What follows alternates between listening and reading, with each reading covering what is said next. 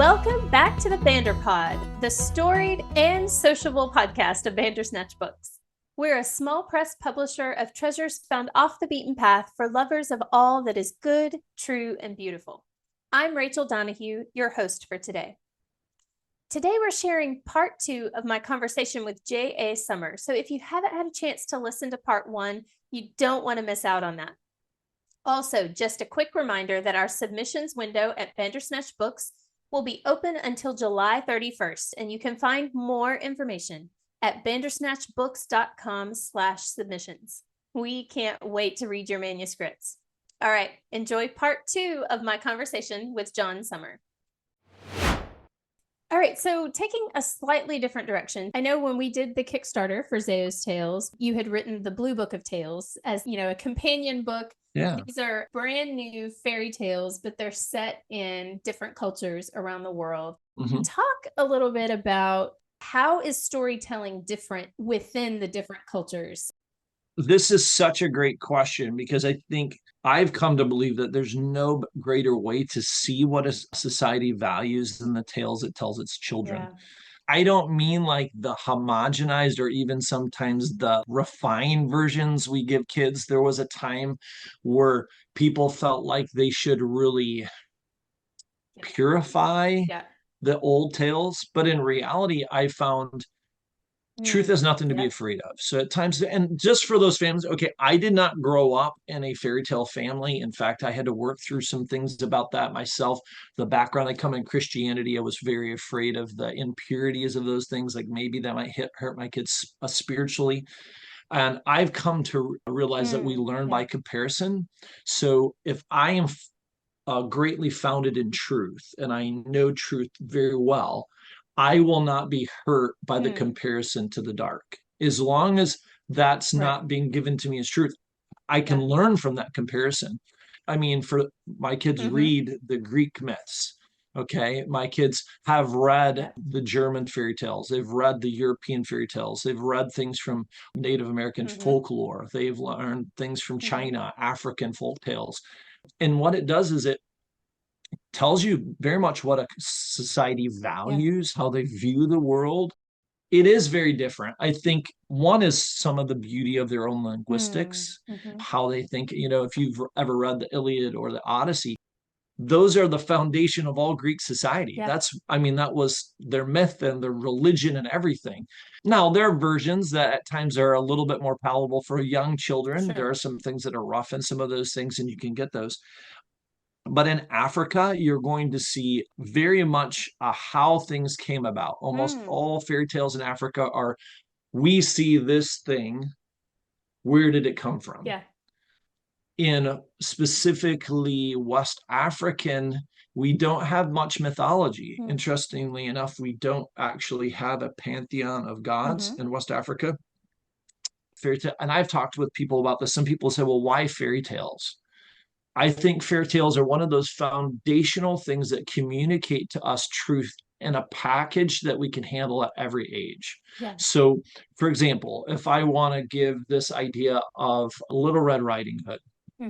So what it does is it uses a known symbol to convey a lasting truth. So when you talk to most kids in Europe, 150 years ago, they knew what a wolf was. A wolf was a dangerous creature that lurked in the woods and killed people. They knew that. It wasn't something you petted like a tame dog. And so when you have Little Red Riding Hood walking through the woods and she meets the big bad wolf, a child is smart. They're endowed by God with this wonderful wisdom. And the moment you say a big bad wolf, they're like, oh, this is a bad guy. Right. And then, well, why would a kid talk with a wolf? All these things come to the child's mind. They're like, oh, wow. And then, of course, we know the story and he goes and eats grandma and eats Red Riding Hood. Well, it has such a beautiful lesson for us, accessible to the kids, but it's not over scary. So let's turn it into what some people like to call a real story. So here's Little Red Riding Hood walking down the road and a big scary guy with tattoos and all kinds of whatever it might be, and maybe all kinds of interesting things all over him and a leather jacket, and he looks like some kind of maybe really, really rough criminal. And he comes up to her and he's like talking to her. Well, that's creepy. Right. I Right. mean, if we turn it into that kind of story, or we turn it into something like that, it becomes very, very over the top for Yeah. kids. And so I think in every society, we have these stories that help kids learn their place. Mm-hmm. I've learned from African stories and Brer Rabbit stories, or when you look at these other ones, that the way they talk, so mimics the character of the Mm-hmm.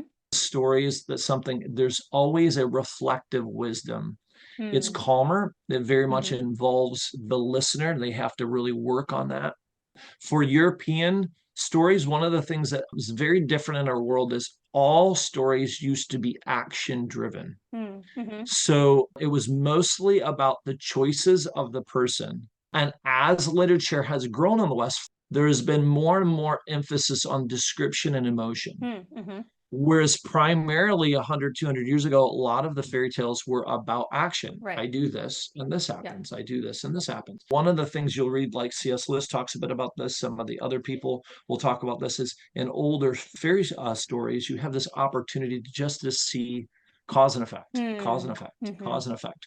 And then if you blend that with modern stories, you have a chance for them to have emotional intelligence growth. Okay, how do I feel? How do I deal with this? And Right. I think in a modern story, you don't abandon that also. You're able to work through some of those issues. Mm-hmm. Yeah. Yeah. Yeah. And some of the best books, I find a good balance between Yeah. some of what's Oh, going on definitely. internally, but keep the action of the book moving. And, that's as a writer, like growing and Yeah. realizing what you're doing in any given time and like, Yeah. keeping the pace of the Yeah. story moving. And I think one of the reasons too it's so important to have this different story is there's no greater way to come into a group of people than a mm, story. I do reject the modern concept that someone can not write a story unless they're technically from that racial or cultural mm, group to mm-hmm, understand it, because I've seen the contrary, that those thoughtful, attentive mm-hmm, people who have so studied a culture that they've had an insight, and though they're not technically right, born of it, they have the real understanding. Because the fact is, let's be honest, we're Americans, but how many of us in America really right, understand yeah, ourselves? Just because you're from a place doesn't mean you all understand all the dynamics. But yeah. You like, can be blind to your own. yeah, I mean, you have some people like that, like the Island of the Blue Mm, Dolphin is an amazing story about a Native American society and the islands off of Washington mm, State, and they get into that. So in like Ghanaian culture, there's a lot like Anansi is pretty much the primary story, but we actually have a collection of African stories we've collected. In our home library, we probably have a couple hundred, and we've worked. Some of them are all of storybooks, picture books for the kids, and we are constantly seeking those out. Interestingly enough, for middle grade readers and for adults, there's two sets of books for West African reading, or even African reading generally, because it's a continent, it's not a country, is that I would mm-hmm. encourage. One is called, let's see, the number one Car Okay. Spotter series. It's set in Nigeria, written by a lady who is half Nigerian, and I think Mm, she's half Dutch. And she just so encapsulates, she makes it so accessible, African culture for a kid in the West. And it's about this kid who grows up in this town, and he lives on a main road, and they sell all the stuff for the people driving between the big cities, and how they like sell Coca-Cola to them and their adventure in their life. That's wonderful. Those are beautiful books. A modern view of Africa, besides where most people unfortunately just think people live in mud huts or like in small towns. Whereas mud huts are great, they're naturally cooling. But right. that's not really the whole Africa Right. that we live in. And then for adults, believe it or not, there's a guy, he is Scottish, but he was raised in Mm-hmm. Botswana, and he grew up writing detective stories. And so he writes British and Scottish detective stories, but he has one that's set in Botswana. It's the number one woman's detective agency. An amazing set of stories. Yes, Alexander McCall Smith. And he writes just great stories. My wife loves them, has them. And it's all about this woman who goes out and she's a detective and solves these crimes. Yes. And it's a great set of stories and very insightful into a Southern African Yeah. culture, and it's just really Yeah. beautiful. Oh, that's great. So I love it. Okay, so you mentioned earlier overcoming some difficulties as a reader, Yeah, and I know you have dyslexia, and yet have written yeah, a fantastic book. So I'd really love to hear you talk about your experience and what you did to overcome those yeah. challenges, because I think our readers could Hmm. use that kind of, or our listeners could use Yeah. that kind of Of encouragement. my four Mhm. children, my oldest and my youngest are dyslexic. I'm dyslexic. And I thank the Lord for that. It has its Mm. own beauties. I'm a picture form person, much more than I am a word Mhm. form person. But I couldn't read at all growing up. I was 10 or 11 before I could read enough that I could actually understand. So I'd be in school. It was difficult because I was always behind. Fortunately, the Lord worked through situations. We moved to a totally different public school. They let me be in a private class, and that removed a lot of the Mm. fear. I mean, but I remember, like I said, about 10 or 11 was the very first time I read this chapter book, and I could actually read it and make sense because I would like read it so slowly. By the time I get to the end of the sentence, I'd forget what the sentence Yeah. was all about. And it was a goofy, dumb little chapter book from the 80s, Yep. about this kid with high tops and the high tops would fly or something. And that's the thing. It doesn't have to be the greatest literature ever. It was a Yeah. beginning. Yeah, Yeah. I encourage all the people listening to this. You're like, I don't know all the books. Well, if it is true, if it has beauty, and if it has something that will draw you to greater things, Yeah. begin there. But there's great books out there, but even the good books are necessary. And even sometimes some of those books that really are just bringing us Yeah. to the good and the great books. But anyway, so I read it, and I remember just the power of that. And Mm. my mom got me on an initiative for the blind at that time that they had audiobooks on cassette. And even Interesting. though I wasn't blind, she got us to be able to listen to those. Yeah. And so what was really neat, I got to listen to The Tale of Two Cities and Gulliver's Mm-hmm. Travels and all these books. And they gave me a taste. Yeah. And then it just grew. Yeah. Fortunately, we were in a place, and I'll say this to all the people listening, many times in life, the things that are most valuable at times start out being the most inconvenient. Yeah. We live in a society where inconvenience has become a sin. We're not allowed to have inconvenience. But many times in life, the things that are most valuable start out being the most inconvenient. And so to read in a visual world will take some inconvenience. Hmm. But we were given a gift. So we were given a gift where we didn't have any of that. There was no internet, barely a cell phone. And so we were thrust back onto the written word, and especially to connect as a family, the spoken word. And we're not some great spiritual saint people, we sat around intentionally, ooh, we want to read books. No, it grew again. And by the time a lot of those things came back in, we already had this love for story. And that's kind of what carried me through. I've always loved story. So I encourage all those people out there who are dyslexics. One of the things, my mom was a great listener. Hmm. She let me talk, and I learned to verbalize even when I Yes. couldn't write. And so I've been obviously, you're in a podcast with me. I can talk a lot.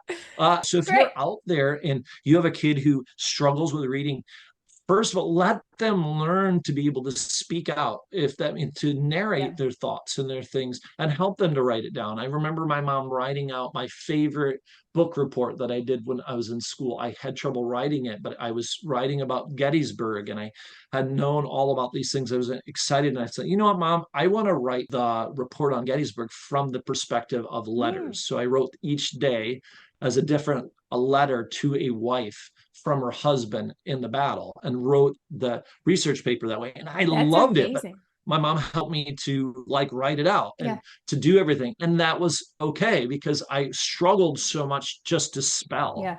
But then I will say story. You don't write out of an empty well. All of us are just a reflection of the great creator. So if you want to write, but you struggle with words, whether that be in whatever form this might be, but if you happen to be dyslexic like me, fill your life with good quality words. And we are need to have these things.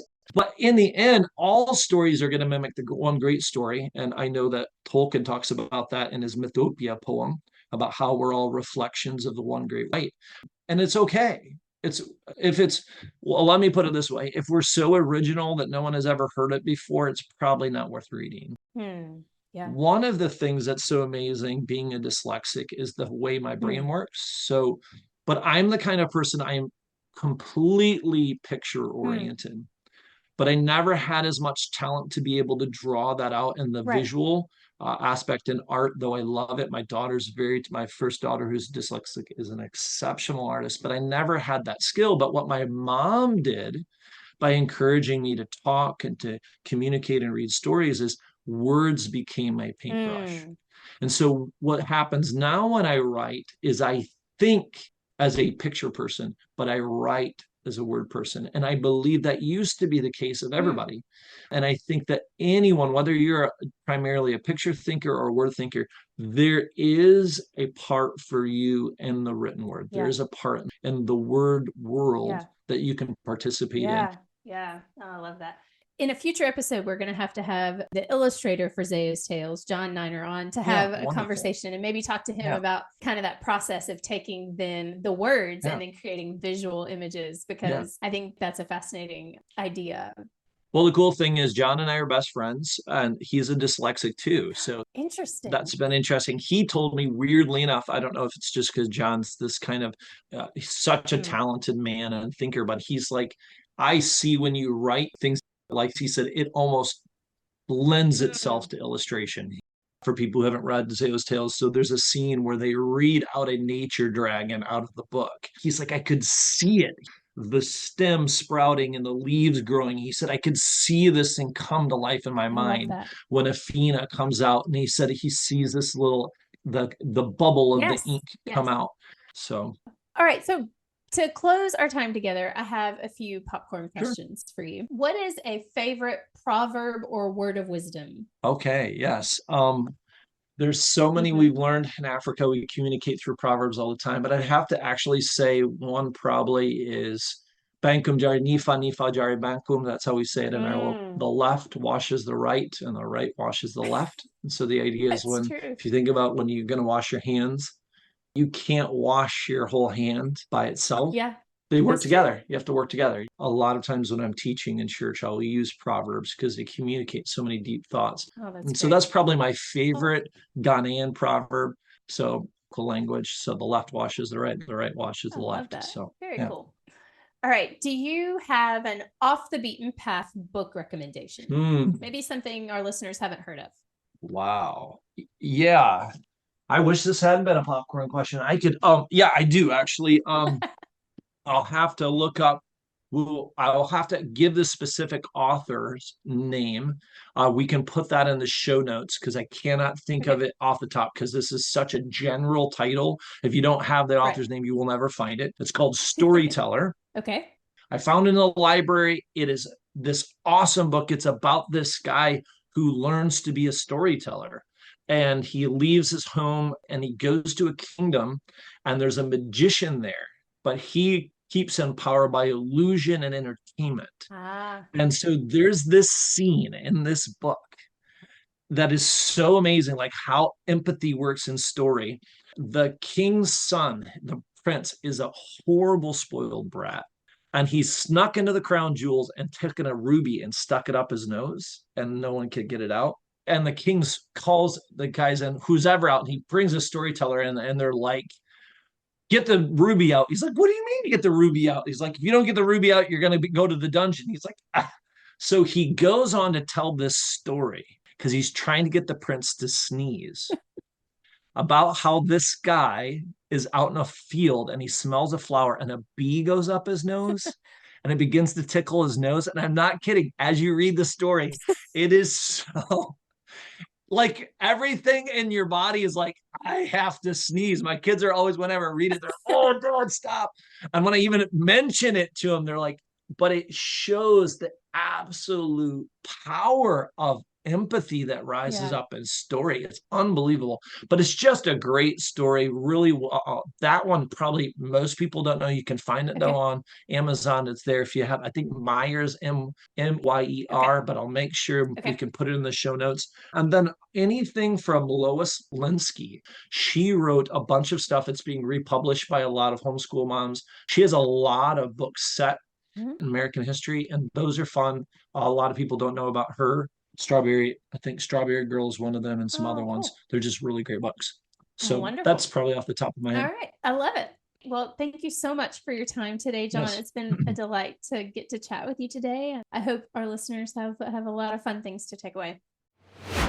All right, listeners, thank you for listening, and may you find bookish treasures in your wanderings off the beaten path. The Banderpod is produced by Rachel S. Donahue, A.B. Donahue, and Carolyn Claire Givens. Audio engineering by S.D.G. Morgan. Artwork by Evelyn Warnamundy. Many thanks to our friend Chris Slayton of Son of Laughter for our theme song, Cricket in a Jar. We hope you'll check out our full catalog at bandersnatchbooks.com. Find links and more in the show notes.